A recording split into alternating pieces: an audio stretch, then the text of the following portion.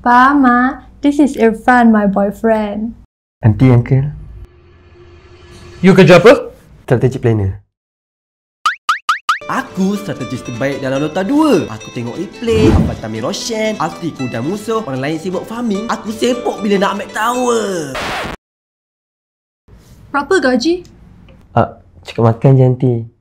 Makan Maggi je. Lok Wagyu. Gaji pasukan RM3,000 sebulan. Live streaming RM5,000. Ada tournament RM20,000. Brand sponsor RM30,000. Kalau menang Predator League Playoff RM15,000. Kalau masuk Predator League Grand Final dekat India, lawan lagi untuk rebut hadiah berjumlah $400,000. Jadi kamu berdua ada plan ke? Ya, November. Plan besar.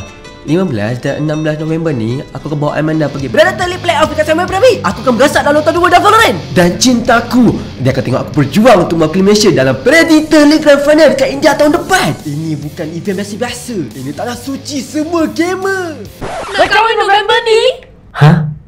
Bila saya kata nak kahwin? Saksikan Predator League Playoff di Sunway Pyramid pada 15 dan 16 November 2025. Dibawakan oleh Acer.